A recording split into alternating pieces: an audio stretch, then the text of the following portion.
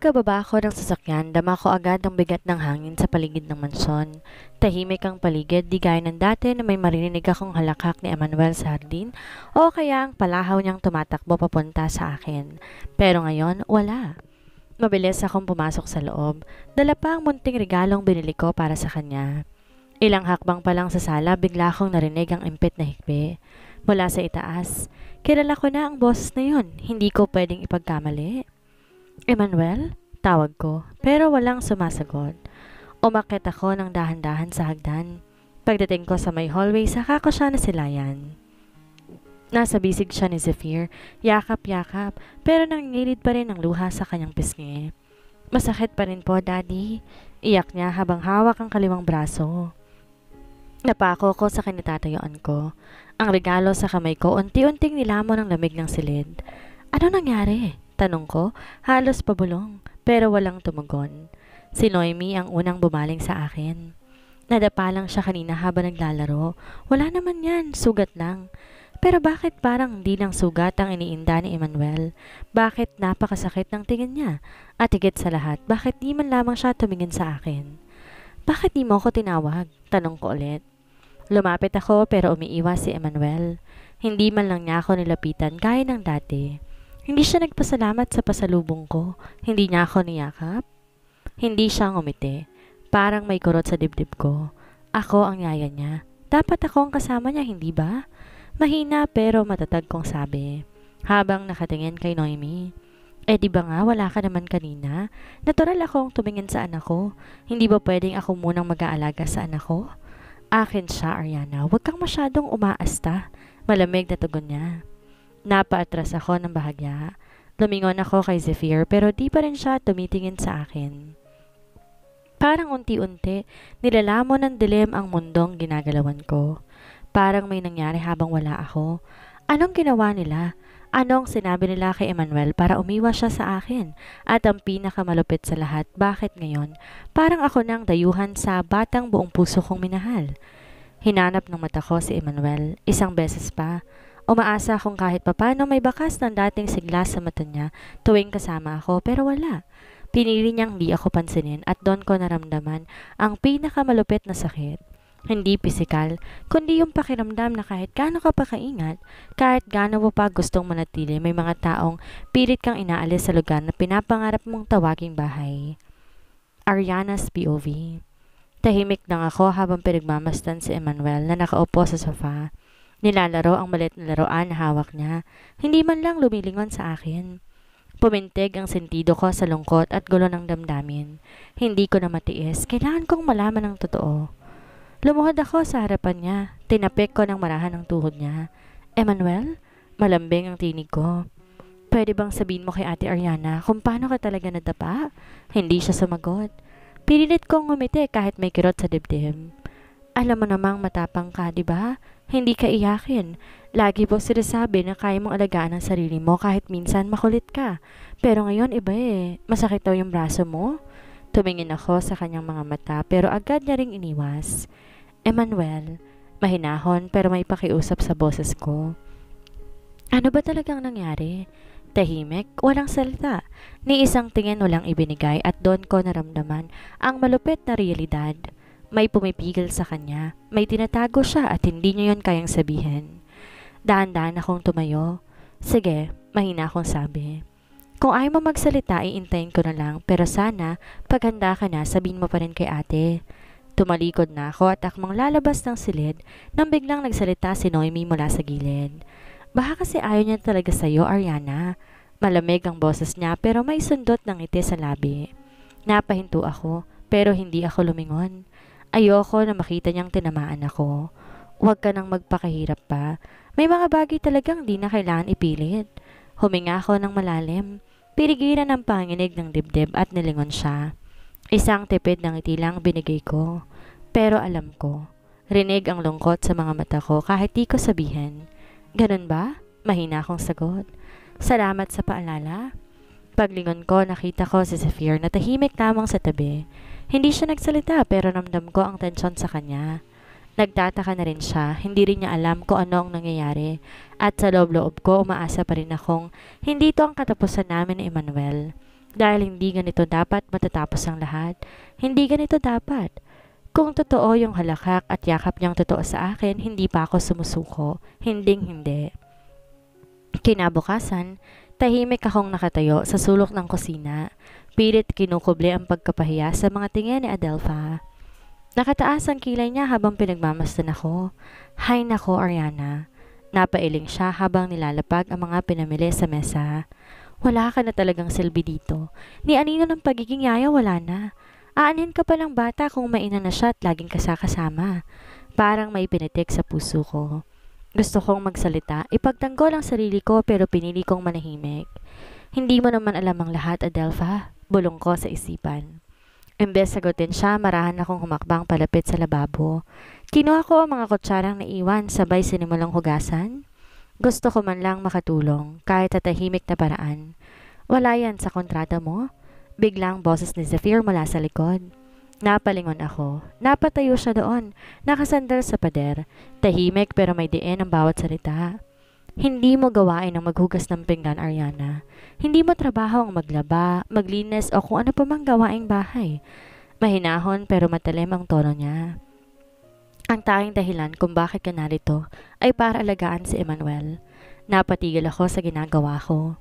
Hindi ko alam kung matutuwa ako sa sinabi niya o lalong mabibigatan, pero lumapit siya. Marahan niyang kinuha sa kamay ko ang basang kutsara at marahang nilapag sa tabi ng lababo. Kung gusto mong gawin yan dahil nahihiya ka, huwag mo nang ituloy. Dagdag pa niya. Wala kang dapat ikahiya, Ariana. Hindi mo kasalanan kung pinagkakaitan ka ng papel sa anak ko. Saglit akong di nakapagsalita. Nagkatinginan lang kami at sa mga mata niya naroon ang pag-unawa. O baka awa. Sir, mahina akong tawag pero napailing siya. Gawin mo lang kaya mong gawin. Huwag mong ipilit ang sarili mo sa mundong ayaw kang tanggapin pero huwag mong hahayaang mawala si Emmanuel sa'yo nang hindi mo nilalaban. Napatitig ako sa kanya at doon ko na-realize hindi pa tapos ang laban ko. At kahit pakiramdam ko'y wala na akong halaga sa bahay na to. Basta ang puso ni Emmanuel alam kong may puwang pa ako at yon ang ipaglalaban ko. Tahimik pero buo ang loob. Bigla akong napatigil sa pagkilos nang marinig ko ang manghang na titig ni Noemi sa likuran. Well, anong tagpo ito? Napalingon kami pareho ni Zephyr. Nakita ko kung paano naningkit ang mata ni Noemi habang titig na titig sa kamay namin magkahawak. Pakiramdam ko parang may malamig na tubig na ibinubuhos sa likod ko. Agad kong inalis ang kamay ko mula sa pagkakahawak ni Zephyr. Parang napaso. Wala yun, agad kong saad. Kahit alam kong mas nalala ang sitwasyon sa mata ng babaeng ito. Wala. Umusad siya papalapit. Taas noong lumapit sa amin. Sigurado ka ba, Ariana? Kasi sa nakikita ko parang hindi yan mukhang wala. Tahimik lamang si Zephyr. Hindi ko alam kung sadya ba niyang ayaw makisali sa drama o talagang ayaw niyang masirang imahe niya kay Noemi. May gusto ka ba sa asawa ko? Natigilan ako, napalunok. Parang ang daming salitang gustong tumakas sa bibig ko pero ni isa walang lumalabas. Tahimik ka. Ngumisi siya pero mapanira ang tingin. Alam mo ba na kapag umamin kang may gusto ka sa asawa kong si Zephyr, pwede kitang ipakulong? Nag-init ang mukha ko, hindi sa kahihiyan, kundi sa galit at kaba. Makukulong? Dahil lang sa nararamdaman? Pwede bang maging krimen ang tahimik na pagtingin? Pero hindi ako nagpatalo. Kahit nagingit-ngit ako sa loob, pinilit kong patanitlihing kalmado ang boses ko. Wala akong intensyon na agawin ng kahit na sino, Ma'am Noemi. Kung may nasaksihan man kayong hindi yun nagustuhan, hindi ibig sabihin nun ay may masamang motibo na ako. Ngumisi siya. Bantayan mo ang sarili mo, Ariana, lalo na ang puso mo, dahil kapag nagkamali ka ng hakbang, yumuko siya at bumulong malapit sa tenga ko. Baka hindi lang puso mo ang masira, baka pati buhay mo. Umalis siyang may ngisi pa rin sa labi. Naiwan akong tahimik pero ang dibdib ko parang sasabog. Hindi ko alam kung paano ko ilalaban ang nararamdaman ko kung sa bawat galaw ko may nagbabanta na wasakin ako. Pero isa lang ang alam ko, hindi ko ginusto to. Pero hindi ko rin kayang itanggi na unti-unti si Zephyr ang tinuturo ng puso ko. Agad akong tumakbo palabas ng kusina pagkatapos ng tensyong tagpo kay Noemi. Hindi ko pinansin ang panlalambot ng tuhod ko o ang kilot sa dibdib. Isa lang ang nasa isip ko, si Emmanuel. Luminga ako sa paligid ng mansyon at doon ko siya nakita sa gilid ng veranda. Nakaupo siya sa duyan, yakap-yakap ang purito niyang stuffed toy. Ngunit hindi katulad ng dati, wala ang likot sa kanyang mga mata. Sa halip, bakas ang lungkot at takot. Lumapit ako ng dahan-dahan. Ayoko siyang mabigla. Emmanuel? Tawag ko, bahagyang nakaluhod sa tabi niya. Malapit ng birthday mo, hindi ba? Dapat masaya ka. Hindi siya sumagot. Tiningnan niya lamang ako, gamit ang malungkot na tingin, tapos bumulong ng bagay na halos ikabagsak ng puso ko. Huwag mo akong iiwan sa birthday ko, Ate Ariana. Napasinghap ako. Agad ko siyang niyakap, mahigpit, puno ng pangakong kahit hindi ko masabi ay nararamdaman ng puso ko. Hindi kita iiwan, kahit pa piliin nila ako. Ramdam ko ang init ng yakap ni Emmanuel. Mahigpit din ang pagkapit niya sa akin, parang ayaw niya akong bitawan. Pero bigla siyang lumayo, bumitaw ng marahan pero mabilis, parang natakot. Napalingon ako. At doon ko siya nakita, si Noemi, nakatayo sa di kalayuan. Malamig ang tingin, parang sinisiyasat ang bawat galaw ko. Napansin ko rin ang pag-iiba ng postura ni Emmanuel. Mula sa batang masayahin at bukas ang loob, bigla siyang naging tahimik, sunod-sunuran. Hindi siya makatingin ng diretsyo kay Noemi. At lalong hindi siya lumapit sa akin kahit anong pilit kong ng matang iparamdam sa kanya. Naligtas siya sa tabi ko. Tila ba natatakot siya sa sariling ina kapag nariyan ako. Ang hinala ko ay unti-unti nang lumilinaw sa isip ko. May tinatago si Noemi. May nangyayaring hindi tama sa pagitan nila bilang mag-ina. At kung totoo man ang hinala ko, hindi ko alam kung kaya ko pa bang manahimik. Isang tawag ang bumungad sa akin habang nakaupo ako sa tabi ng bintana. Pinagmamasdan na makulimlim na langit na para bang sumasalamin sa bigat na nasa dibdib ko. Nang tumunog ang cellphone ko at makita ang pangalan ni Beth sa screen, parang saglit akong nakahinga. Isa lang ang tao na alam kong pwedeng makaramay sa nararamdaman ko. Sinagot ko agad ang tawag. Ariana, good news! Pupunta kaming lahat sa birthday ni Emmanuel? Masiglang bunga ni Beth. Ramdam ko ang excitement niya mula sa kabilang linya. Sabi ni Boss Drake, welcome daw lahat ng empleyado. Napapikit ako. Gusto kong matuwa. Gusto kong sabihing ayos lang ang lahat, Beth, pero hindi ko kinaya. Beth, mahina akong sabi. Hindi ko alam kung aabutan niyo pa ako dito. Ha? Anong ibig mong sabihin? At doon ko na hindi napigilan. Tuloy-tuloy kong ikinuwento sa kanyang lahat. Ang tungkol sa bagong kontrata, ang pagbabago ni Emmanuel, ang mga titig ni Noemi na parang gustong sunugin ako ng buhay, ang nararamdaman kong panggigipit, ang pagdududa, ang sakit. Mukhang mapapalayas na naman ako, Beth. Bulong ko. Pinipigilan ang pagtulo ng luha. At kung mangyari yon, mawawalan ako ng trabaho. Wala akong kasiguraduhan dito. Isa lang akong panauhin sa sarili kong mundo. Tahimik si Beth sa kabilang linya. Pero alam kong dinaramdam niya rin ang mga salitang binibitawan ko. Ayokong iwan si Emmanuel, Beth, pero parang gusto na nilang itaboy ako. Napalanok ako. Hawak-hawak ang telang kumot sa kandungan ko. Parang doon ko sinasaling ang takot at pangamba ko. Hindi ko alam kung anong mangyayari sa kaarawan ni Emmanuel. Pero isa lang sigurado ko. Kung mapalayas man ako, gusto kong iwan si Emmanuel na alam niyang kahit kailan, hindi ko siya sinukuan. Anong gagawin mo ngayon? Tanong ni Beth mula sa kabilang linya. Mahina pero puno ng paghuminga ako ng malalim. Pinilit na wag bumasag ng tuluyan ang tinig ko. Wala na siguro akong magagawa, Beth. Kusa na lang akong aalis. Ramdam ko ang bigat sa dibdib habang binibigkas sa mga salitang yon. Para bang unti-unti akong kinukuha muli ng kawalan, ng kahapon, ng lahat ng iniwan ko sa probinsya at lahat ng sinubukan kong buuin dito. Hindi ko na hinintay ang sagot ni Beth. Matapos ang tawag, agad akong tumayo mula sa kama. Nilakasan ko ang loob ko. Kung ito na nga ang huling araw ko sa mansyon na to, gusto ko man lang makita si Emmanuel. Kahit sandali lang, kahit isang yakap lang ulit. Tahimik akong lumabas ng silid. Dahan-dahan ang hakbang pababa ng hagdan pero bago pa ako makarating sa garden kung saan ko inakalang nandun si Emmanuel, ay narinig ko ang malalakas na tinig mula sa isang bahagi ng sala. Napahinto ako. Agad akong nagtago sa likod ng haligi, hindi para makinig kundi para na rin hindi sila maistorbo. Ngunit nang marinig ko ang mga sinabi nila, kusa na lang akong napakapit sa gilid ng pader. Pwede ba, Noemi? Matigas at mariin na pahayag ni Zephyr. Patapusin muna natin ang kaarawan ni Emmanuel. Hindi mo ba pwedeng wag guluhin ang anak mo kahit ngayon lang? Nakita ko mula sa siwang ng dingding si Noemi. Nakangisi, ngunit may bahid ng galit ang mukha. Guguluhin? Hindi ako ang gumugulo, Zephyr. Siya ang ugat ng gulo, siya ang problema. Sabay taas ng papel na hawak niya. Hindi ba't napagkasundoan na natin to? Nasa kontrata. Aalis siya. Wala na siyang lugar dito. Napahagat ako sa labi. Nanatili akong tahimik sa likod ng dingding. Alam kong ako ang tinutukoy niya.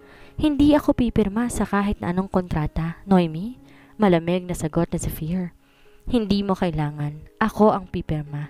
Akin ang karapatan. Isang iglap lang, bigla kong nakita kung paano mabilis na hinablot ni Zephyr ang papel mula kay Noemi. At sa isang galaw, pinunit niya ito. Pinunit niya sa harap mismo ni Noemi, habang ang pira-pirasong papel ay dahan-dahan na bumagsak sa sahig. Walang kontrata ang masusunod, Noemi, madiin niyang sabi. Titig na titig sa mukha ng asawa niya. Dahil ako ang may desisyon dito at ayoko ng kaguluhan para kay Emmanuel. Parang may kumalampag sa dibdib ko. Hindi ako makagalaw, hindi makapaniwala sa nasaksihan ko. Ako ba ang pinagtatanggol niya? Ako ba ang pinipili niya kahit isang beses lamang? Gusto kong lumabas, gusto kong tanungin kung totoo ba ang lahat ng to, pero nanatili ako doon. Tinatandaan ang bawat salitang binibitawan ni Zephyr, sapagkat sa gitna ng kawalang kasiguraduhan, ngayon lamang ako nakaramdam ng kahit kapiranggot na panig sa akin ang mundo. At para kay Emmanuel, para sa maliit na batang paulit-ulit na nagsusumamo na wag ko siyang iiwan, handa akong lumaban kahit paunti-unti pa lang ang dahilan. Hindi ko na alam kung ano ang oras na, mga hating gabi na siguro. At naririnig ko ang tunog ng sasakyan ni Noemi na malayo pang dumaan sa harap ng mansyon. Bakit kaya siya aalis ng ganitong oras? Teka, bakit nga ba ako nagmamadali na magbihis? Ang lahat ng mga nangyari ngayong araw, ang away ni Zephyr at Noemi, ang kasalukuyang alitan sa loob ng bahay at ang mabigat na kalooban ko dahil sa mga nangyayari kay Emmanuel, naguguluhan ako. Isang mabilis na hakbang, dumaan ako sa hallway at napansin ko ang pinto ng library ni Zephyr na nakabukas. Ang ilaw mula sa loob ay sumisilip at aking nakita si Zephyr nakaupo sa mesa, hawak ang baso ng alak. At ang tingin niya ay malalim, parang may mga tanong sa kanyang mga mata na hindi ko kayang sagutin. Nakita ko rin ang isang malaking pagbabago sa kanya mula nung huling beses na nag-usap kami.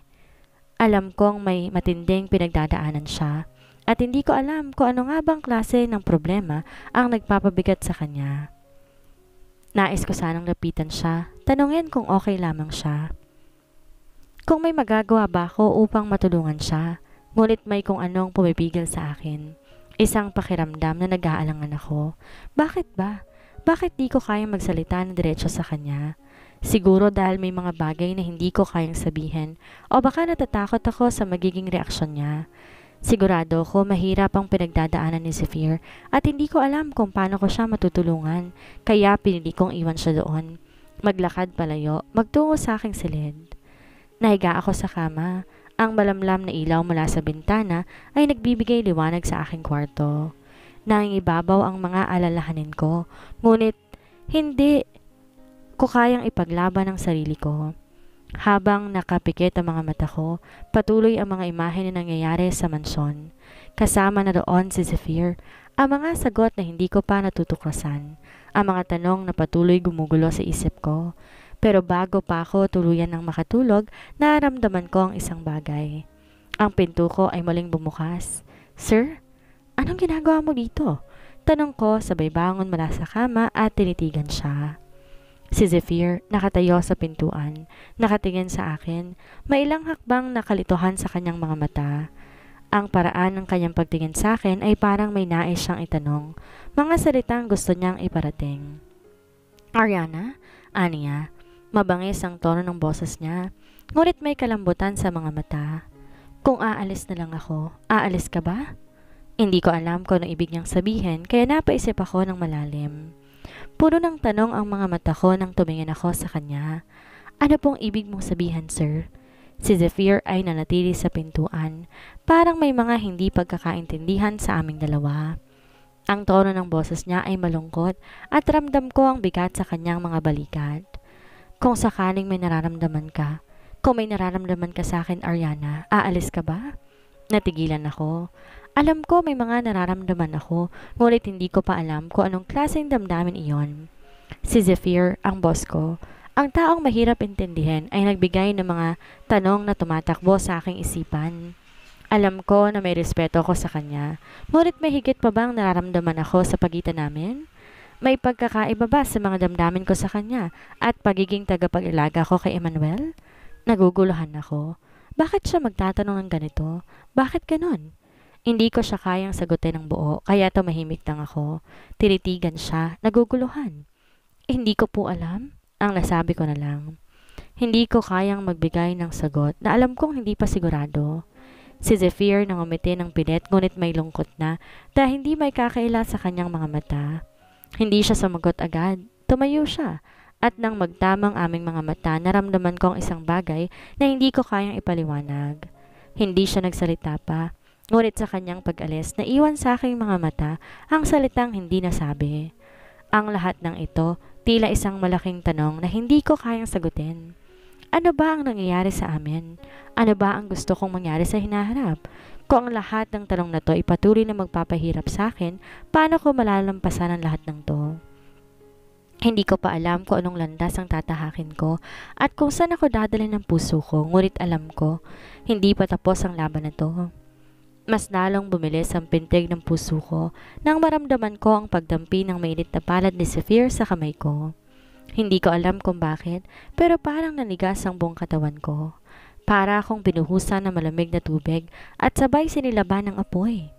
Hindi ko alam kung matatakot ba ako o matutunaw sa init ng haplos niyang yon. Paano kung hanapin ka ni Emmanuel? Bulong niya.